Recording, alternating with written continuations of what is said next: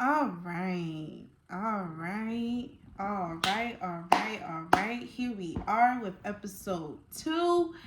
And, if you saw the intro, certain clips of my intro have turned into a short. And it was talking about a few questions.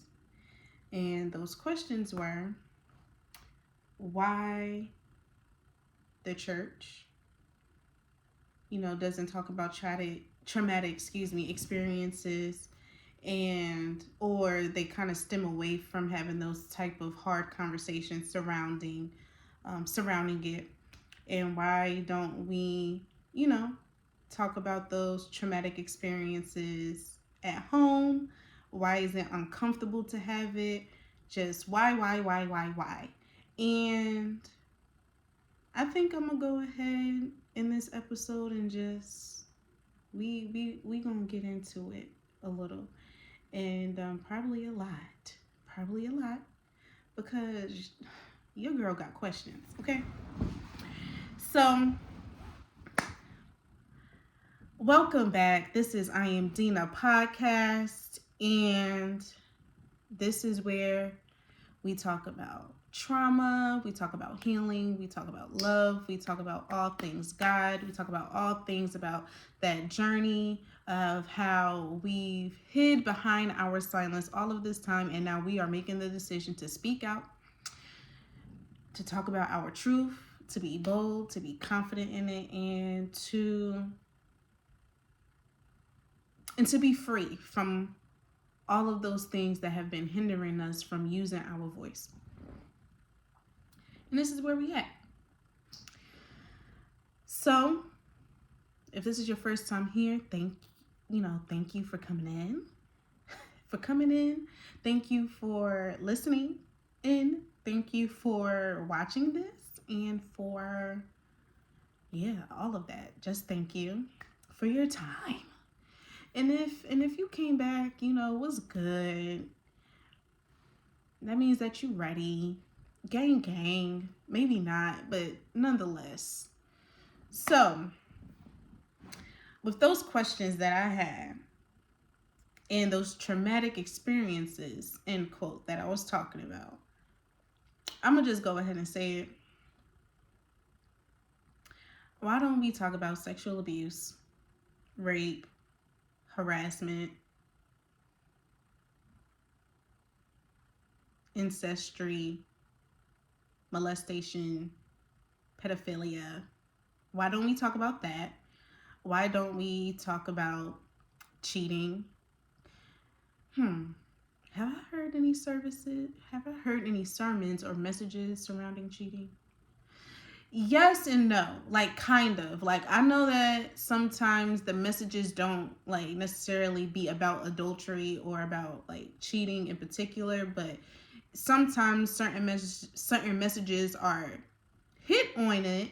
Like it'll be touched on, but that's not what the message is truly about. You know what I mean? And sometimes I think the messages regarding that in particular, when it comes to cheating, is more so about forgiveness. It's more so about probably knowing who is and isn't for you, choosing the right one. Submission is probably surrounding that, or whatever, and just certain things or whatever when it comes to relationships and love and that whole spectrum. But in general, for a moment, just generally, when it comes to the hard conversations regarding abuse, whether it's from the family, friends, workplace, or whomever, we don't talk about that. And if we do, can y'all send me sermons, direct me to pastors or whomever, like whoever talks about it that's in the ministry. Send them. Well, don't send the person to me. Send the messages to me. Send the messages to me. Send the sermons. Send that. Because I really want to know. Like, We can talk about all day about how we need to have faith of the size of a mustard seed, child. Or we can talk about how we just be out here lying and not telling the truth, or, having stumbling blocks. Listen, falling 7 times and God is right there to pick us up. We can talk about the weapons that have been formed and those that haven't, and the ones that God that presented to us and it still didn't form against us. We can talk about all of that, right? But I'm telling you, I haven't been living a long time. Let me bring the mic closer. I haven't been living a long time because I still have a lot more years to go. But hello, yeah, I haven't been in a service that has talked about abuse and how to heal from that. I'm gonna move the mic back so it's not too loud. I haven't. I haven't. Veron, Nicole have not. Mm-mm. And then, right, we're gonna rewind back. We're gonna go back to the Bible. Slick. That's how far back we're gonna go. Where there is a timeline when it comes to abuse, when it comes to sexual abuse, when it comes to different patterns. We see all these things from generations before us. Like, there are true patterns, whether it's through silence, the action, trying to break those cycles and those curses so that it doesn't affect us, or so that we don't affect the newer generations coming after us, to where we can all grow, evolve, learn from it and everything like that. But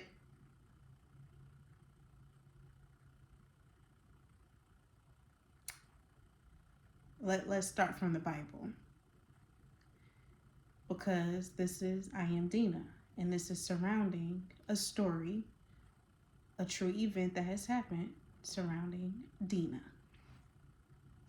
Slick Tamar, but we hear about her twice. I'm a only random because it's not about the topic, but is there two Tamars, or is Tamar the daughter of David and the one who marries? I just read on this. Where's my Bible? Where's my Bible? First of all, that's why I can't find it, because my phone is recording. I got a computer.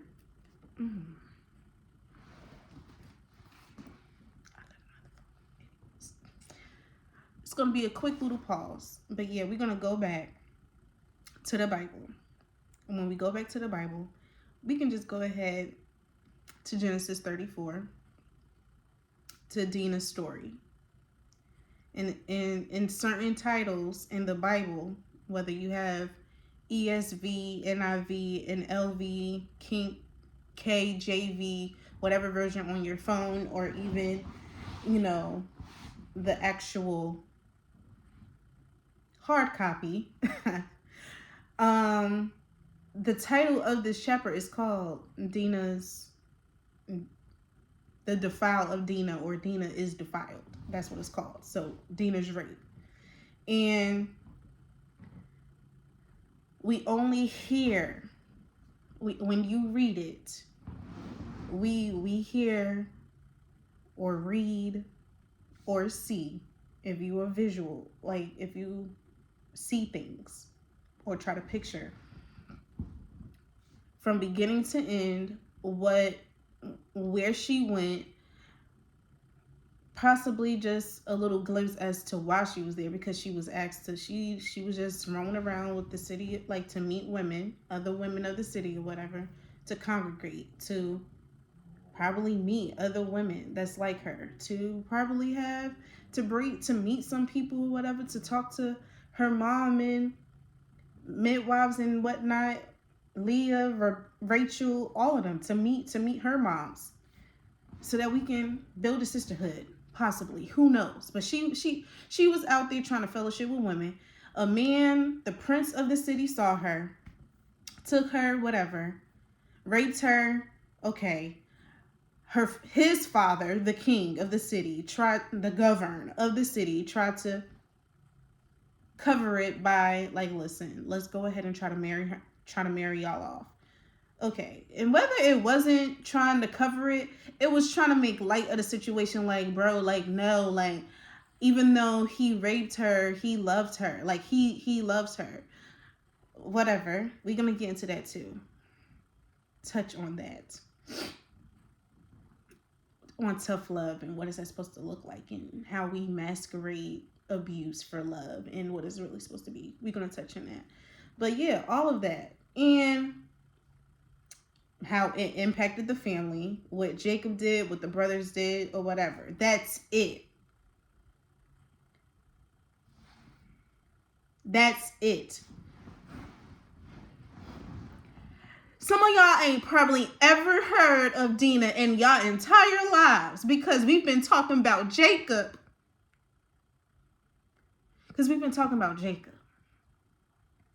Child, we're gonna get into him too because we're gonna talk about fathers and parents and how they're affected and everything like that when it comes to traumatic experiences, when it comes to their kids, whether it's a daughter or a son. But nonetheless, rewinding back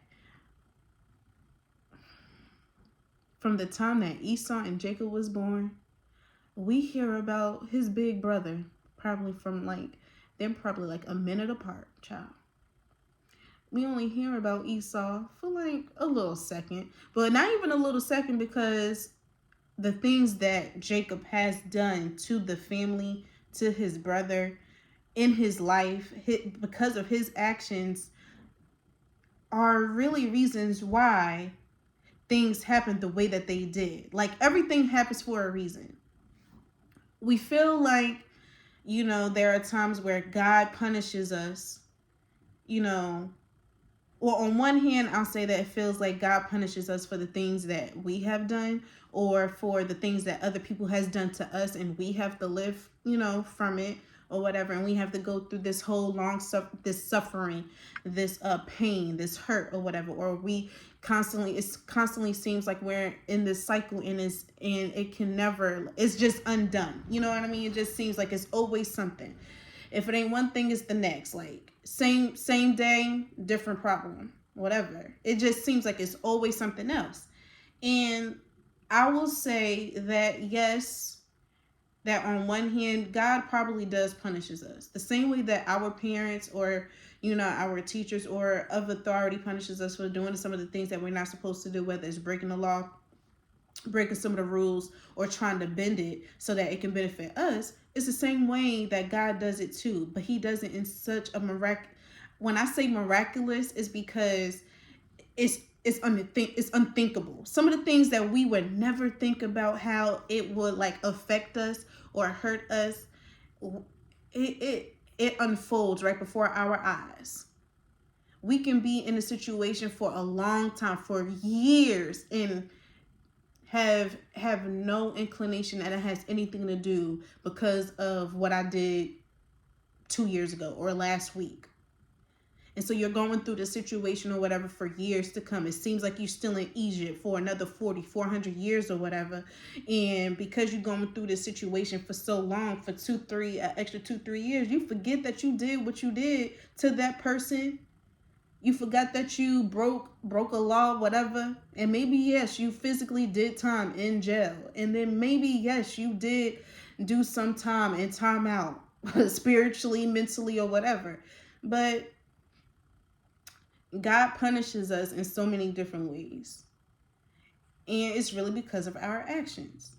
I'm going to just say it really quick. If Jacob would have just chilled the F out, bro, he probably wouldn't have experienced some of the things that he did.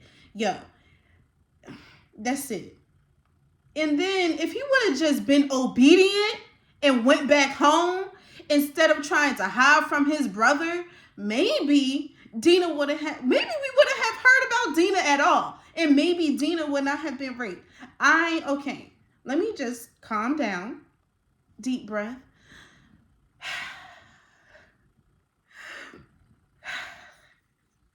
That's what I do with my son when he's a little bit hyper emotional and needs to calm down so that I can understand him, so that mommy can know, hey, I'm trying to figure out what's wrong with you. You need to take a breather.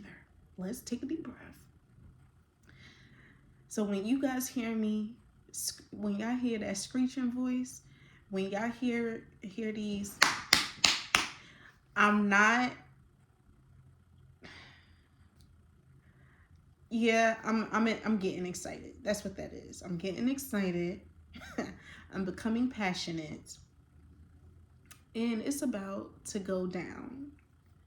Kevin Hart's voice. It's about to go down. But yeah, if Jacob could have just chilled out, we probably wouldn't have heard from Dinah. We probably wouldn't have known that she was even raped. Um, just none of that. But the fact that we only hear the event that took place, but we don't hear from Dinah, we don't hear how God healed her. We don't hear about how God used Jacob to intercede with his relationship with Leah to take for covering. Like we don't hear about that. We don't hear about the healing that took place. We don't hear about that particular journey. Then if we want to rewind, okay, so Genesis, Exodus, okay, so then if we want to fast forward, let me find this. If we want to fast forward to our favorite king,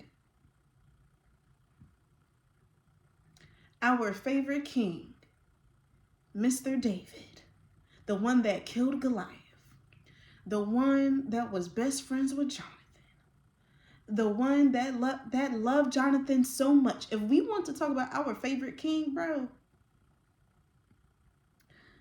so like,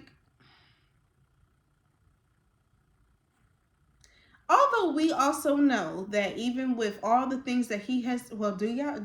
I'm gonna ask y'all. Do y'all know what he done? Well, what he has? Do y'all know what he did? See, what had happened was, but do y'all know what had happened?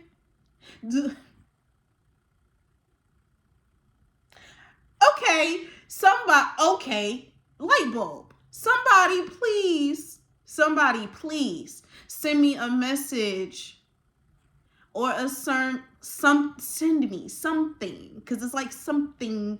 Send me something that has been talked about David's scandal, bro. You took one of your best friend. You took one of your homeboys out. Bro, you took one of, okay, so look, I'm gonna just pause for a minute. I'm gonna pause for a second because it's about to get real, but it's about to get real, and I do want to use it as a comparison, okay? If if this would have been a great conversation for some male friends of mine. Okay, so I'll just put a pause. I'm gonna put a pause on where I was getting at, but follow me. I live in Savannah, Georgia, and I know that there's a lot that goes on everywhere in the world. Murders, killings, serial killers, all these, like in certain areas, I know that there are certain crimes or certain like current events that take place that are what you can call, I guess, popular in certain cities or certain areas. Not saying that. So first of all, if you the people that are from here and that live here know that Savannah is one of the top haunted cities in the world. Well, in America, I believe, but in the world too.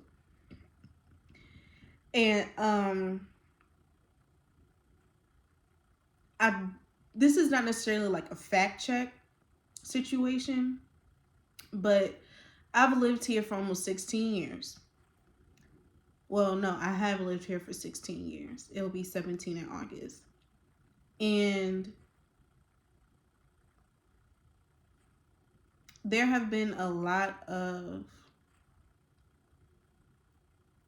news reports, a lot of murders surrounding love triangles surrounding cheating, surrounding setups.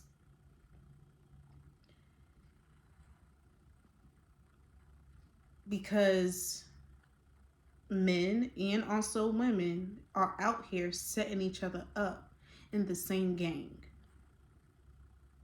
There are people out here like really willing to slick like risk their life in their relationship with other people because they want something that's not theirs, or because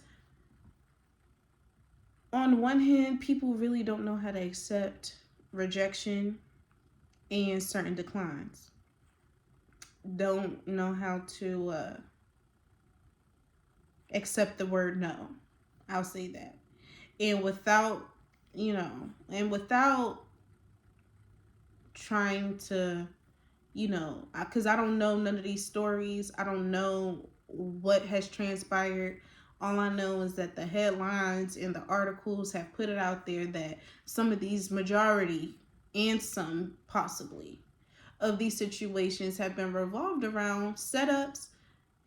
Like, if you want to be real, if they're in a relationship because of cheating, let's just say that, and because like, a female said no to a dude, so you pull up and you shoot her or you kill her. And I actually saw something recently on the Shade Room that was talking about that. Like, guys are really out here killing females because they don't want to talk to them. And if you had enough esteem, if you had enough confidence, if you had enough self-love, if you would just, because it's giving, well, if I can't have you, nobody else can. And you are taking somebody's daughter away. And then there are females out here that are setting niggas up. Oh, excuse me. Well, this is clean and slick, explicit, like slightly explicit content, but nonetheless, there are females out here that are setting guys up because of probably what they know, or because of probably what they want, or whatever. All I know is these situations that's popping up and happening ain't happening just out of nowhere. It ain't random. That's all I gotta say. But back to King David. Like, and this is what I mean. Like, if we're gonna rewind back into time, like, these are literally cycles and situations that have been repeated for years and years. And we may serve a mighty God, but he ain't never said that he was just gonna stop. Like, he didn't say that. I'm gonna just say, this is why we are supposed to be in the world and not of it. You're supposed to, that's it. But again, if you wanna go back, like, to be honest, if King David didn't do some of the things that he did, and if he really, like, even though you, like, we love you so much out here in these streets, like, yes, like, you probably was, like, you probably was the man walking through, and you probably was that nigga that everybody wanted. But sir, you didn't have to walk around with the stick up your booty hole and be out here to take what's not yours. Like, you could have at least admired her from afar. Nonetheless, you did admire her from afar, but you had to take your homeboy out. You had to take your homeboy out. And because of that, it literally says that God released David's enemies to him. But I ain't gonna front. There were some enemies out there, but bro, your kids were your enemies. Bro, your kids tried to take you out. And okay, your kids tried to take you out and one of them like raped his sister. Okay. Because if you context half, but still nonetheless, like if you gonna claim all your kids, then your son raped his sister. Did we hear about her? And then when we out here in the church and we hear all these scandalous, juicy situations popping up on Google, the Shade Room, Spiritual Word, like on the news from Texas, Atlanta. Just don't even feel because I don't know more than you know. That's listening. I don't know more. I don't know more. I don't know more than what you know. We just know that these events have taken place.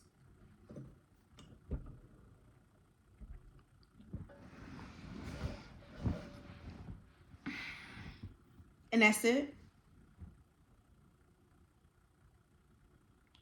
So y'all can sit here and shame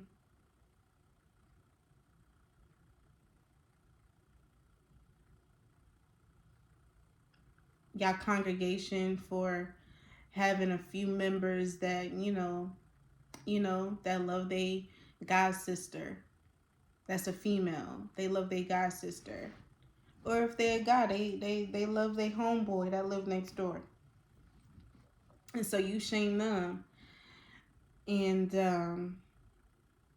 throw stones at them, child, about how this relationship is just of abomination. But isn't like abuse? Okay, maybe it doesn't say that specifically. Let's see.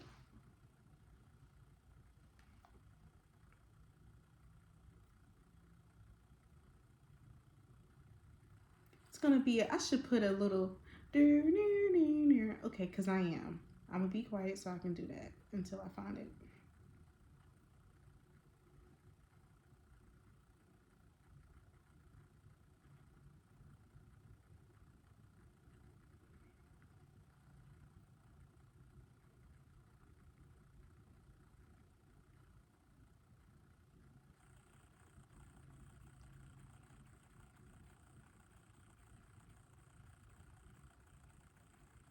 Okay, so this is the Leviticus 18. It's titled Unlawful Sexual Relations. Okay, because I'm gonna need the mic up close for this.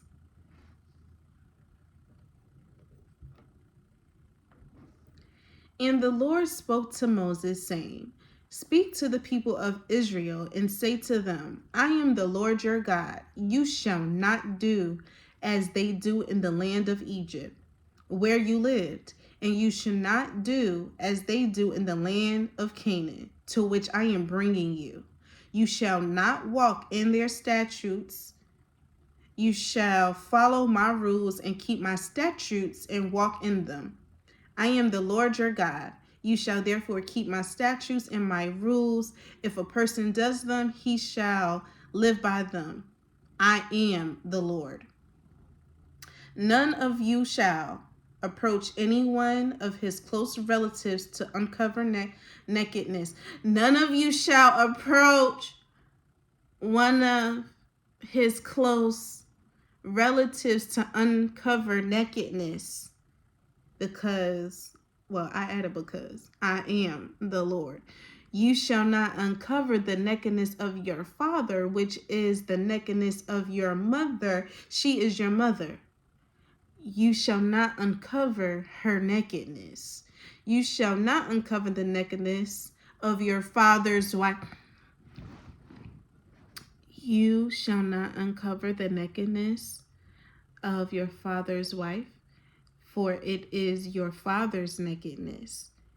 You shall not uncover the nakedness of your sister, your father's daughter, or your mother's daughter, whether brought up in the family or in another home. You shall not uncover the nakedness of your son's daughter or your daughter's daughter, for their nakedness is of their own. You shall not uncover the nakedness of your father's daughter brought up in your father's family, since she is your sister. Oh, okay, because he's talking to brothers and sisters, mothers and he's talking to mothers and fathers, daughters and sons, brothers and sisters. Okay, daughter-in-law, because I see it's coming. Daughter-in-laws, all of that. He talking to everybody. Everybody. He talking to everybody. And you shall not uncover the nakedness of a woman and of her daughter. You shall not take her son's daughter, her daughter's daughter, no, because they are relatives. It is depravity. And you shall not take a woman as a rival wife to her sister, uncovering her nakedness while her sister is still alive. Child, that's a whole nother child. You shall not. Okay, you shall not approach woman to uncover her nakedness while she is in her menstrual uncleanness, and you shall not lie sexually with your neighbor's wife, so make yourself unclean with her. You shall not give any of your children to offer them to Molech, and so profane the name of your God. I am Lord, the Lord. You shall not lie with the women as with, you shall not lie with the man as with the woman. It is an abomination. And you shall not lie with any animal, and so make yourself unclean with it. Neither shall any woman give herself to an animal to lie with it. It is perversion. Do not make yourselves unclean by any of these things, for by all these the nations I am driving out before you have become unclean, and the land became unclean, so that I punished its iniquity, and the land vomited out its inhabitants. But you shall keep my statutes and my rules, and do none of these abominations, either the native or the stranger who sojourns among you. For the people of the land who were before you did all these abominations, so that the land became unclean, lest the land vomit you out when you make it unclean, as it vomited out the nation that was before you. For everyone who does any of these abominations, the persons who do them shall be cut off from among their people. So keep my charge never to practice any of these abominable customs that were practiced before you, and never to make yourselves unclean by them. I am the Lord your God.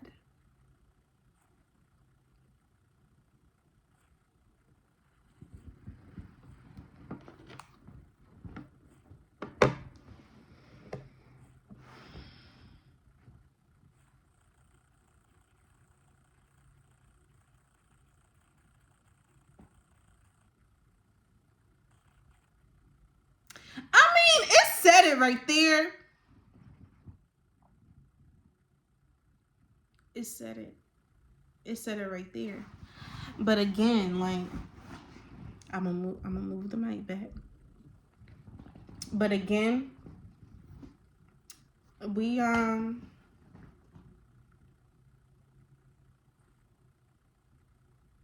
don't talk about it in the church. It's and what's funny is, like, we it's like when the news pop up about a pastor, like a really well-known pastor has done something crazy, right? We be like, oh my gosh, like, what? Bruh. I mean, we be like that because we very much so probably did think like you you are this higher, not high, like not even like you, because you are this leader, this shepherd. We as in children of God, God's people, the sheep, we have expectations that these people, these pastors, these ministry leaders, these people before us that's being brought to our attention are, yes, they are human. And maybe some of us do believe or probably think that, they don't make any mistake. Or we are in some way kind of naive to the fact that not only that they are human, but because they put on the, like, they come to the forefront in their church preaching these sermons the way that they do, with so much conviction, that we, the sheep, need to change our lives, entire lives. And they not even practicing the same thing that they're telling us to practice.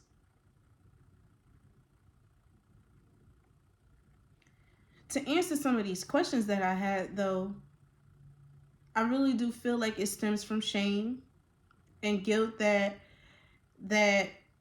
so on one hand, when it's a leader or when it's somebody that we look up to that, has been an example as a model or whatever, the reasons why they probably don't talk about it or whatever in their church is because of shame and guilt. And then we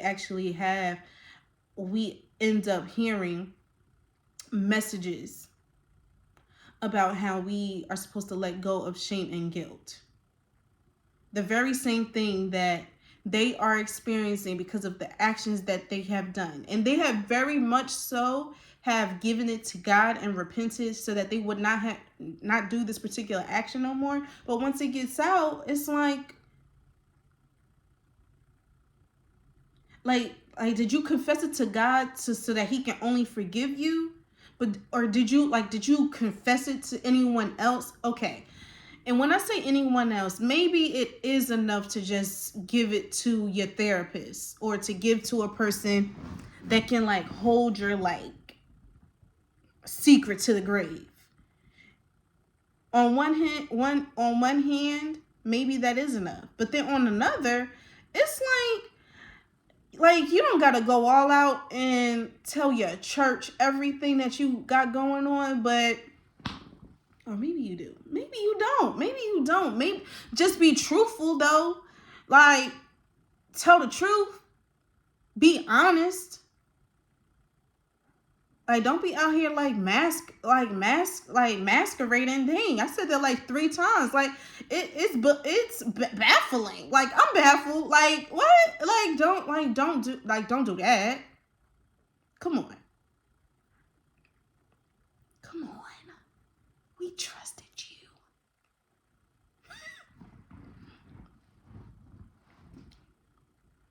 But then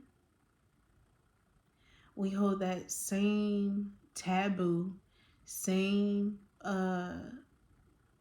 shame, guilt, hurt, regret. We hold all those things in the home. And then what's crazy is for the person that was raped, for the person that did share that this happened to them, abuse, and it can be abuse of any kind. And I'm gonna get into emotional and verbal abuse because we put so much we don't put much weight on that because that really doesn't affect us. Yes, it does.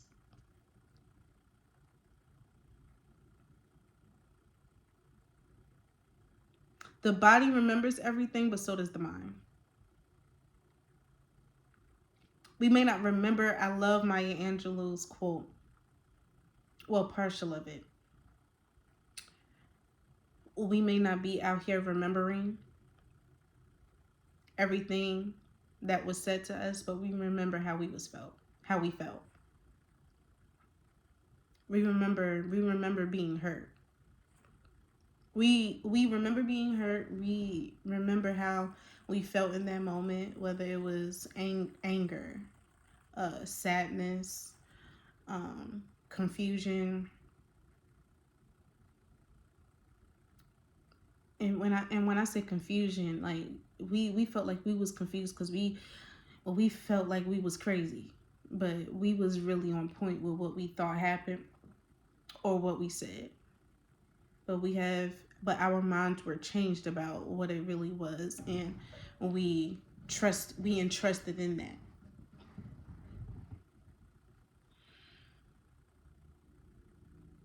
Regret, resentment, bitterness. We felt all those different things because of what took place. We may not remember what was said to us. Not all the time, because we probably do listen, because I remember a lot of things that were said to me. I mean, to an extent, I may not have I can say today, it probably didn't hurt me the way that the way that it did hurt the first time. And it might be a sting now, but it don't shake me the way that it shook when I was like 16. It don't shake me the way that it shook when I was like 9 and 10. It shake me a little bit different to move accordingly.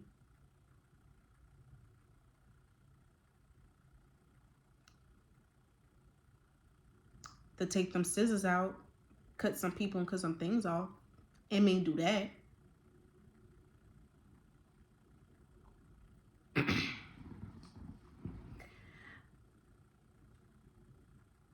And maybe I do want to hear from some pastors, some ministry leaders.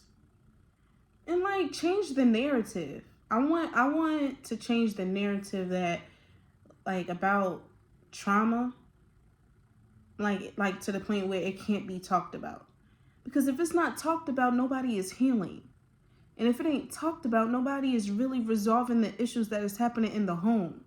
If it ain't talked about, and then not only that, why, like, because you have this expectation that the person that you love would never do this. You don't know that. You do not know that. You do not know that person's intentions. You really don't. You don't. And this is not directed to anybody in particular. This is for all walks of life. You do not know. You do not know. You do not know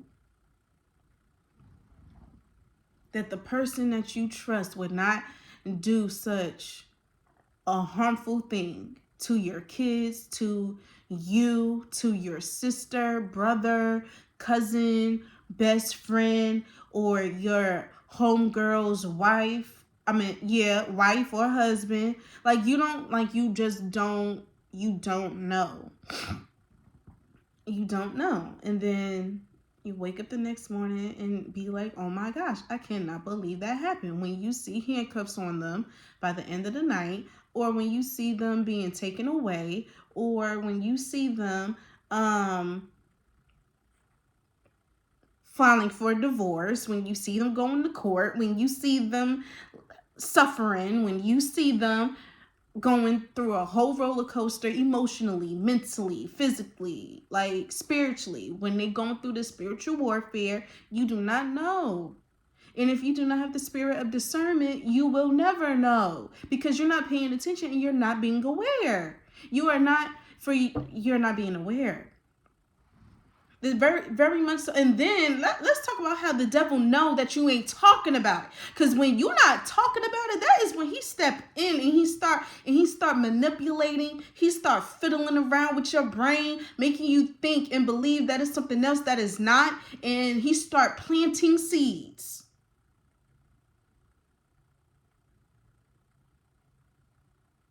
If it ain't one thing that the devil pays attention to, he knows all of the good and the bad, and he will pray. The enemy will prey on the fact that he will pray and play. That needs to be a word. Anyways, he will pray. The enemy will pray and play on the fact that you have trust in this thing or person. He will also try to manipulate the fact that like he will set it up. The enemy will set it up for you. Put it on this beautiful silver platter. make it look so good, and you so hungry. You oh, I'm about to be real dramatic. You done fasted for however long, and you come into your last day, and he will set it up for you. Child, he will set it up for you to fall so short. And you be like, God dang, I gotta start all over. And child, maybe not start all over, but he will make you, and then he will put so much pressure on the fact that, dang, you was on your last day and you just couldn't hold out. And that could be towards anything. But he will literally, he prays and plays on trust. He prays and plays on lust, love, joy, happiness, peace, patience, kindness, goodness. He prays and plays with all of that, and he puts a mask on it to believe it's still that when it's something else.